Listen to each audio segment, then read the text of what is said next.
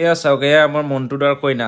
লাইটৰ মানুহ কোন আহিব তোমালোকৰ কোন আছে? বিয়া পাতি জ্বলা যন্ত্ৰণা হ'লে দুদিনতে জ্বলা যন্ত্ৰণা। ইয়াত দেখি নাই পেণ্ডেল ঠিক হোৱা নাই, এইবিলাক জ্বলা যন্ত্ৰণা নহয় কি? মই কৈছে তোৰ নৰা 4 গোচা মানৰ আঁতৰতহে তোৰ ভৰি পৰিছে। মোৰ ল'ৰা আপোনাক বহুত ভাল পায়, আপোনাৰ গান শুনি দেই, সেইটো কাৰণে মোক কৈছে বোলে দাদাৰ লগত এটা চেলফি মাৰি আহিবি বোলে। তোমালোকৰ গধুৰ দায়িত্ব আছে, কাইলৈ একদম সুন্দৰকে আতিথ্য কৰা। মনটো ভাল হওক। তাৰ অহা বছৰৰ জানুৱাৰী ফেব্ৰুৱাৰীত ল'ৰা বা ছোৱালী ল'ৰা তাৰ বাচ্ছা এটা হওক, তাৰ শুভকামনাৰে সি কাইলৈ পৰা কামত যাব। আৰু আপুনি কি ক'ব? দায়িত্ব আছে ন? গধুৰ দায়িত্ব নহয়, সেইটো যন্ত্ৰৰ দায়িত্ব নাই, দায়িত্বটো আপোনাৰে আছে। আপুনি কি কওক? ফটোৱা এইটো কাটিবই, গুৱাহাটীৰ পৰা আহিছো, ভোকত আহিছো, বিয়া খাম বুলি আহিছো। আমাৰ সকলোৰে মৰমৰ কুসুম দাও আহি গ'ল, কুসুম কৈলাশ। ইমান ধুনীয়া লাগিছে, নীলদাই নিজৰ কণমানিটো লৈ আছে কোচত। বিয়া খাবলৈ আহিছো, ফটো এখন নুঠিলে কেনেকে হ'ব দৰা কইনাৰ লগত। ফটোখনো উঠিলো, উঠি বহুত সময় এনেকে থাকিলো, আমি কথা বতৰা পাতিলো। ৱেষ্টাৰ্ণ ৰেঞ্জ বাগৰি, Kaziranga national park and tiger reserve. মোৰ ইফালে ৰাইট ছাইডত এয়া দেখিছে ৱেষ্টাৰ্ণ ৰেঞ্জৰ অফিচ এইটো। ইয়াৰ পৰাই ৱেষ্টাৰ্ণ ৰেঞ্জত জীপ চাফাৰী, এলিফেণ্ট চাফাৰী এইবিলাক হয়। কিন্তু মই যেতিয়া ট্ৰলি চলি লৈ এনেকৈ আহিছোঁ, আপোনালোকে চাগে ভাবিছে আজি কাজিৰঙা দেখিবলৈ পাম ভিডিঅ'ত, কিন্তু কাজিৰঙা ভিডিঅ' আহিব কেইদিনমান পিছত। কিন্তু এতিয়া মই ইয়াত ৱেইট কৰি আছোঁ জয়ন্ত দালে। আমাৰ জয়ন্ত কাকতি দা আহি আছে গুৱাহাটীৰ পৰা।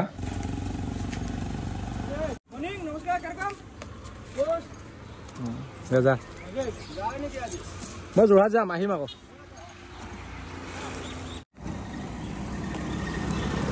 এয়া জয়ন্ত দাহঁত আহি পালে, এতিয়া ময়ো গাড়ীখনত উঠি লওঁ। এতিয়া আমি ইয়াৰ পৰা একেলগে যাওঁ সকলো যোৰহাটলৈ, মানে যোৰহাটৰ একদম তিতাবৰলৈ, বৰহোলাৰ ওচৰত। এনেদৰে মনে মিলা মানুহৰ লগত দূৰণিবতীয়া যাত্ৰা, তাতে আকৌ জুবিন দাৰ পুৰণি গান, সেই 30 বছৰ পুৰণি গান আজিও ফালি আছে, কি মজা।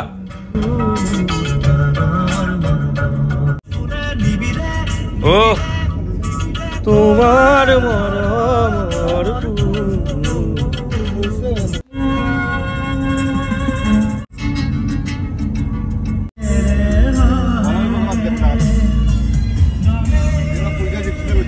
তোমাক লগ পাম বিয়াত। বাই।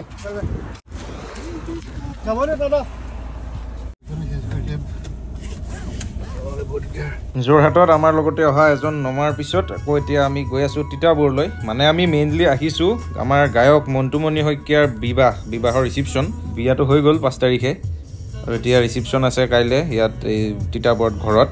সেইকাৰণে আমি তালৈ আহি আছোঁ চব। মই কাজিৰঙাত আছিলোঁ, কাজিৰঙাৰ পৰা উঠি আহিলোঁ, আৰু এতিয়া এই যোৰহাটৰ বৰুৱা চাৰিআলি পাইছোঁ। এনেকৈ গৈ থাকিম আৰু।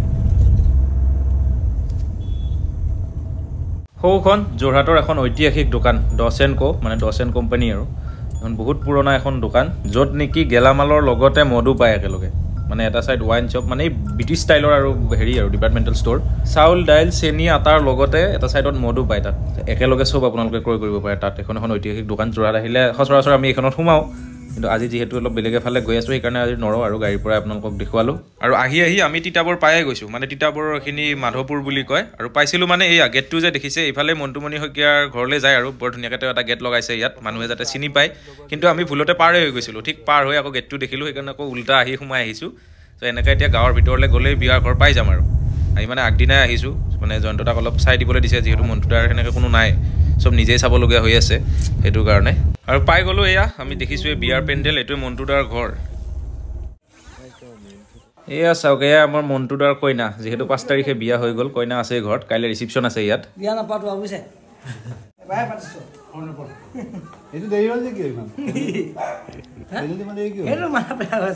আমাৰ দৰাৰ বহুত টেনশ্যন, কাইলৈ ৰিচিপশ্যন, আৰু এতিয়া গধূলি হ'ব আজি। এইখিনি সময়লৈ পেণ্ডেলৰ হোৱাই নাই, বহুতখিনি কাম বাকীয়ে আছে।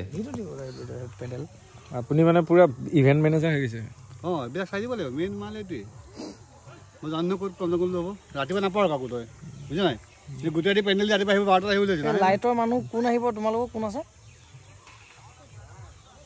তাৰমানে শুনা, এই পাৰ্কিংটোত লাইট লগাব লাগিব নহয়, লাইটৰ বস্তু দিব লাগিব। ক'ত আছে? মই দেখা পোৱা নাই নহয় লাইটৰ মানুহকেইটাত। এতিয়া আহিব গাড়ী। বিয়া পাতি কেনেকুৱা লাগিলে সেইটো কোৱা? বিয়া পাতি জ্বলা যন্ত্ৰণা হ'লে দুদিনতে জ্বলা যন্ত্ৰণা। ইয়াত দেখি নাই পেণ্ডেল ঠিক হোৱা নাই, এইবিলাক জ্বলা যন্ত্ৰণা নহয় কি? পেণ্ডেল ঠিক হোৱা নাই, লাইট ঠিক হোৱা নাই, কাইলৈ ৰিচিপশ্যন আছে, হৈ যাব আমাৰ যন্ত্ৰটা আহিছে এতিয়া হৈ যাব এজন ইভেণ্ট পাতি দিছোঁ এতিয়া বিয়া ঘৰৰ পৰা আমি অলপমান দূৰলৈ যাওঁ মানে আমাৰ থকা জেগা য'ত ঠিক কৰিছে মণ্টু দাই তাতে গেষ্ট হাউচ এটা আছে অলপ দূৰত তালৈ যাওঁ আহিম আকৌ ইয়াতে গৈ অলপ ফ্ৰেছ হৈ আহোঁ আৰু গৰম কাপোৰ পিন্ধি আহোঁ অলপ ঠাণ্ডা পৰিছে যিহেতু আমি আহি পাই গ'লোঁ গেষ্ট হাউচটো বৰ ধুনীয়া আপোনালোকক কাইলৈ ৰাতিপুৱা ভালকৈ দেখুৱাম এতিয়া আৰু ইমান টাইম ইয়াতে লেট কৰি নাথাকোঁ আকৌ বিয়া ঘৰত যাবই লাগিব আমাৰ লাগেজখিনি থৈ মুখ হাত ধুই পেলাই আকৌ বিয়া ঘৰলৈ গুচি যাওঁ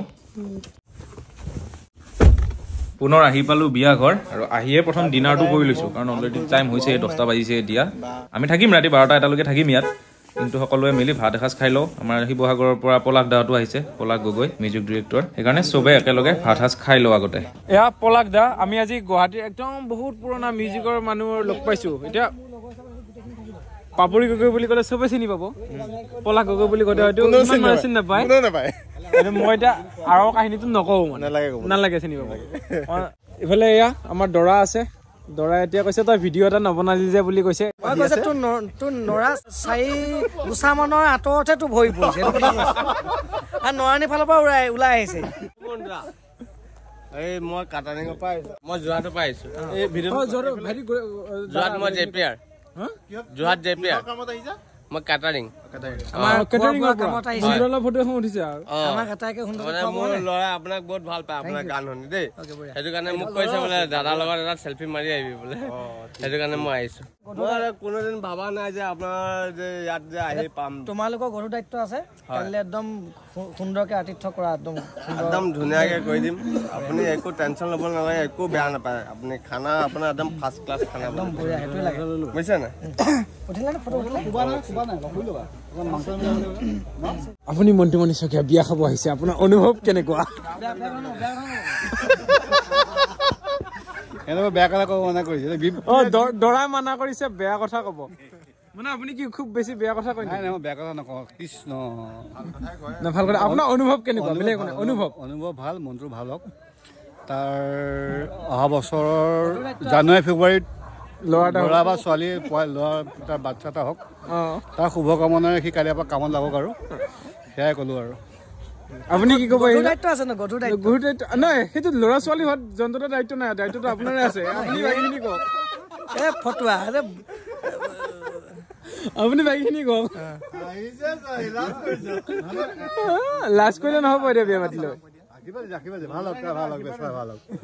যন্ত্ৰ আহিছে ন মনটো ভাল হওক বৰ ভাল ল'ৰা এই আমাৰ তই এতিয়া খোজকেইটা ভালকে গাড়ী এইটো কাটিবই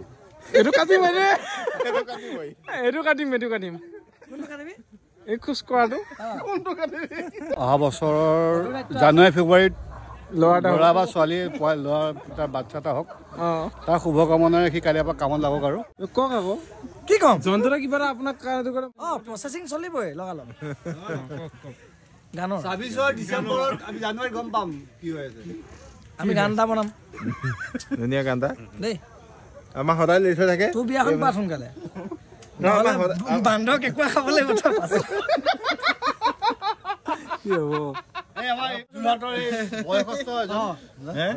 বৃদ্ধত আহি পকি গোটেই অৱস্থা নাই ইয়াৰ নাম দাদু দুদু বুলি মানুহ তাৰপিছত ই যোৰহাটৰ আটাইতকৈ বদমাছ দাদু ভাইটি ভাল ৰাতি আৰু বিয়া বুলি অলপ ফূৰ্তি কৰিলোঁ ধেমালি কৰিলোঁ গোটেইখিনি পুৰণা মানুহ যেতিয়া লগ পাইছোঁ আৰু এনেই অলপ আনচেঞ্চৰ ধেমালি হৈছে বিয়াতে ফূৰ্তি নকৰি কিহত নকৰিম সেইকাৰণে ৰাতি আৰু দেৰি হ'ল কাৰণে ভিডিঅ' নকৰিলোঁ আহি শুই দিলোঁ ৰুমত আৰু এতিয়া শুই উঠি মুখ চুখ ধুলোঁ আৰু মই কালিয়ে কৈছিলোঁ আপোনালোকক এই হোটেলখনৰ মানে হোটেল নহয় বাৰু গেষ্ট হাউচ ত' ইয়াৰ পৰিৱেশটো মই এবাৰ দেখুৱাম কেনেকুৱা কি বুলি সেইকাৰণে এতিয়া ৰাতিপুৱা উঠি আপোনালোকক দেখুওৱা বুলি ভাবিছোঁ আৰু ইয়াক ওলাই আপোনালোকে দেখিছে আমি ফাৰ্ষ্ট ফ্ল'ৰত আছিলোঁ আৰু ইয়াৰ ৰুমবিলাকৰ নামবিলাক বৰ ধুনীয়া কৃষ্ণচূড়া ইন্দ্ৰমালতী খৰিকাজাই এইবিলাক ইয়াৰ ৰুম কেতেকী মানে গোটেইবিলাক ফুলৰ নাম আৰু তলতে এইটো এটা কনফাৰেঞ্চ হল আছে আৰু এতিয়া মই অলপ বাহিৰলৈ যাওঁ বাহিৰলৈ গৈ আপোনালোকক দেখুৱাওঁ গেষ্ট হাউচটোৰ পৰিৱেশটো বৰ ধুনীয়া বিৰাট শান্ত হুলস্থুল নোহোৱা পৰিৱেশ গাঁৱৰ মাজত এটা গেষ্ট হাউচ আৰু বৰ ধুনীয়া ফুলনি আছে বিভিন্ন ধৰণৰ ফলৰ গছ আছে মাজতে বাংলোটো চাৰিওফালে পুৰা সেউজীয়া গছ গছনিৰে আৱৰা সেইফালে গাড়ী থ'বৰ কাৰণে পাৰ্কিং আছে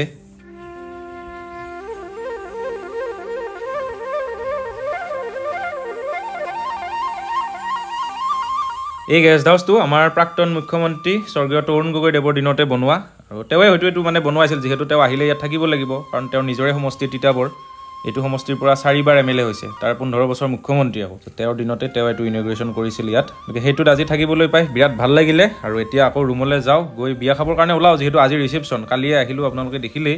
এতিয়া আৰু আজি বিয়া খাব যোৱাহে কথা। যাওঁ এতিয়া এপাক বিয়া ঘৰলৈ যাওঁ, ৰাতিপুৱাই পুৱাই কেনেকুৱানো কি আয়োজন চলিছে।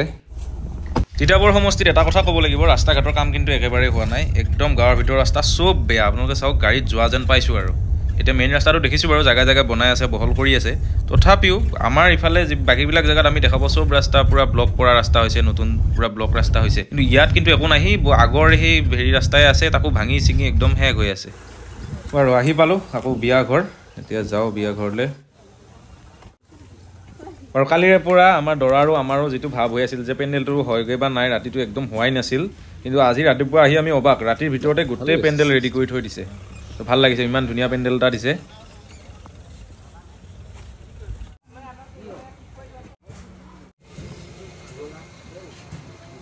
আমি পুৱাই পুৱাই আহিছোঁ যে আজি বিয়া ঘৰত ৰাতিপুৱা খিচিৰি বনিছে, তাকে খিচিৰিকে খাওঁ। ব্ৰেকফাষ্ট আজি এনেকৈ হৈছে আৰু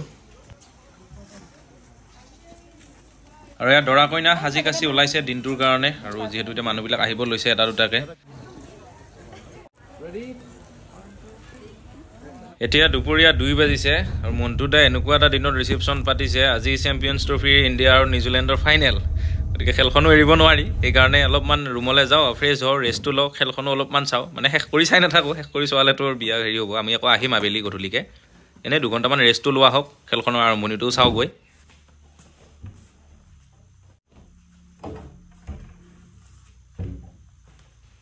কিছু সময় ৰেষ্ট লৈ পুনৰ আকৌ বিয়া ঘৰ পাইছোঁ। এতিয়া আবেলি 5 বাজিছে আৰু আমাৰ ভোক লাগিছে। সেই ৰাতিপুৱা বিয়া ঘৰতে খিচিৰি খাইছিলোঁ সেই 10-11 বজাত।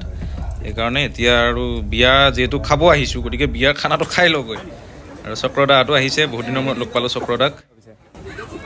গুৱাহাটীৰ পৰা আহিছোঁ, ভোকত আহিছোঁ, বিয়া খাম বুলি আহিছোঁ। খাওক খাওক। মন্টু দাই বিয়াখনত এটা বৰ ধুনীয়া বস্তু ৰাইজক দেখুৱাইছে, এয়া ওজা ঢোল বজাই আছে আৰু লগত বিহু নামো গাইছে, বিহু মাৰিছে। কিন্তু ওজাটো বহুত দেখিবলৈ পোৱা নাযায়, সেইটো ভাল বস্তু এটা দেখিলোঁ।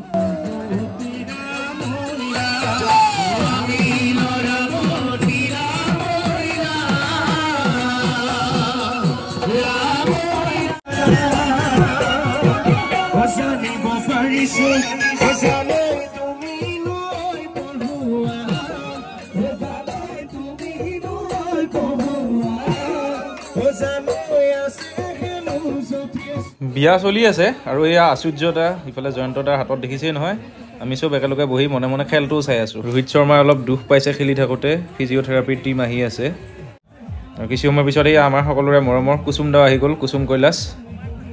আৰু কুসুম দা, আশ্চৰ্যদা চব আহিছে, সকলো আৰ্টিষ্ট আহিছে। নীলদাও আহিছে, গোটেই ফেমিলি লৈ আহিছে। ইমান ধুনীয়া লাগিছে। নীলদাই নিজৰ কণমানিটো লৈ আছে কোচত, লৈ কথা পাতি আছে মানুহৰ লগত, বৰ ধুনীয়া লাগিছে চাওকচোন।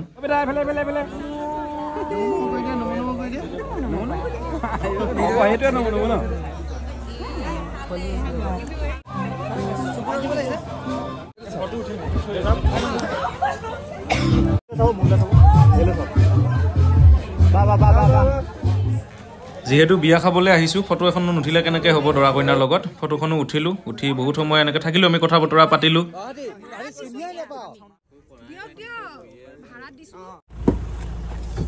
দাদা বিয়া খালোঁ, বহুত বিয়া খালোঁ আৰু হৈ গ'ল, শুব লাগে। মন্টুদাৰ বিয়া বহুত খালোঁ, এতিয়া ৰুম আহি সোমাইছোঁ। মন্টুদাই ব্যৱস্থা কৰি দিছে বাৰু এইবিলাক ৰুমৰ। এইটো ঠেঙাল গেষ্ট হাউচ, যোৰহাট তিতাবৰৰ। আৰু এইটো মোৰ ৰুমটো হ'ল ইন্দ্ৰমালতী, মানে ইয়াত ৰুম নম্বৰ নাই, 105, 106 এনেকুৱা ৰুম নম্বৰ নহয়। কোনোবাটো ৰুমৰ নাম খৰিকা যায়, কোনোবাটো ইন্দ্ৰমালতী ফুলৰ নাম, আৰু এটা কেতেকী আছে, আৰু কেতেকীটোত জয়ন্তদা আছে বাৰু। আৰু সেই ৰুমটো আকৌ বিৰাট স্পেচিয়েল, মানে যিটো কেতেকীত জয়ন্তদা আছে তাত তৰুণ গগৈ হৈছিলে, আমাৰ শ্ৰদ্ধাৰ প্ৰাক্তন মুখ্যমন্ত্ৰী অসমৰ। তেওঁ এতিয়া নাই বাৰু আমাৰ মাজত।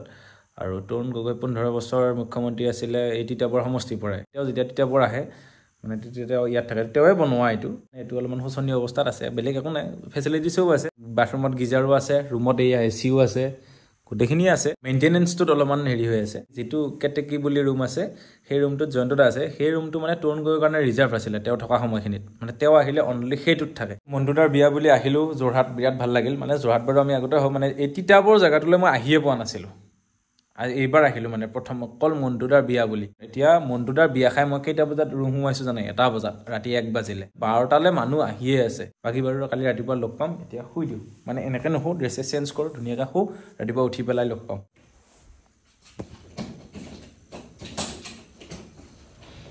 যোৰহাটৰ তিতাবৰৰ ঠেঙাল গেষ্ট হাউচৰ এই ৰুমটোক ইমানতে বিদায় দিলোঁ আৰু এতিয়া আমি ইয়াৰ পৰা যাবলৈ ওলাইছোঁ। 2 দিন থাকিলোঁ, বিৰাট ভাল লাগিলে।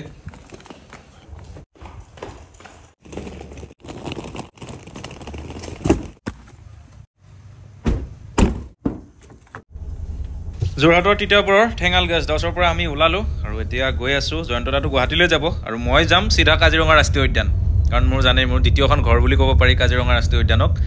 আৰু কাজিৰঙা ৰাষ্ট্ৰীয় উদ্যানৰ এই ৰিজৰ্টখনতে মই থাকোঁ আহিলে, আৰু আপোনালোকেও আহিলে থাকিব পাৰে ইয়াত। মই ইয়াৰ পৰিৱেশটো অলপমান দেখুৱাইছোঁ।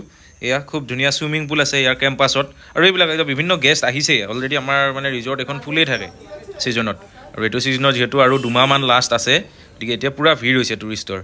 মানে এলিফেণ্ট চাফাৰী, জীপ চাফাৰী সকলো প্ৰভাইড কৰা হয় ইয়াৰ পৰা, আৰু থাকিবলৈ বৰ ধুনীয়া ৰুম আছে। ব'লক আজি মই মোৰ ৰুমটো দেখুৱাই দিওঁ এতিয়া আপোনালোকক।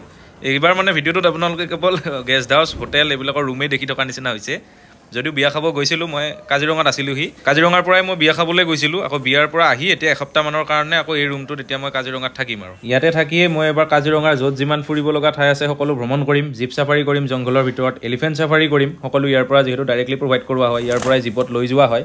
আৰু আপোনালোকেও আহিলে যদি খুব ধুনীয়া এনেকুৱা এটা কেম্পাছত থাকিব বিচাৰে, চুইমিং পুল থকা, আৰু আৰ্লি মৰ্ণিং চাফাৰী কৰা এলিফেণ্টৰ ওপৰত, হাতীৰ ওপৰত, আৰু আবেলি জীপ চাফাৰী কাজিৰঙা জংঘলৰ ভিতৰত, সকলো মজা আপোনালোকে ল'ব পাৰিব। আৰু এই ছিজনৰ মাত্ৰ 2 মাহ সময় আছে, আৰু ছিজন শেষ হ'বৰে হৈছে।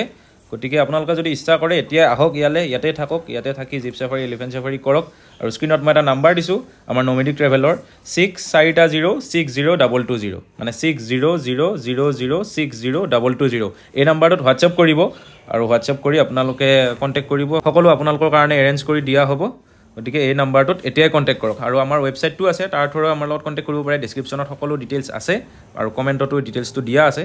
চ' কাজিৰঙা ফুৰিবলৈ আহিলে এই নাম্বাৰটোত এতিয়া আগতীয়াকৈ কণ্টেক্ট কৰি লওক, আৰু এসপ্তাহমান আগতে কণ্টেক্ট কৰিব খালি, কাৰণ এতিয়া ছিজনত একদম লাষ্ট যে টুৰিষ্টৰ পূৰা ভিৰ হৈ আছে। চ' এসপ্তাহমান আগতে আপোনালোকে কণ্টেক্ট কৰি আপোনালোকে প্লেন কৰক, কাজিৰঙা আহি ইয়াতে এলিফেণ্ট চাফাৰী, জীপ চাফাৰী এইবিলাকৰ মজা উঠাওক। আৰু আকৌ কৈছোঁ মই, স্ক্ৰীণত দিয়া এই নাম্বাৰটোত আপোনালোকে হোৱাটছএপ এটা কৰিব খালি এসপ্তাহমান আগতে। সময়ত কৰিলে কিছুমান ছিট এভেইলেবল নাথাকে এলিফেণ্ট চাফাৰীটো বিশেষকৈ।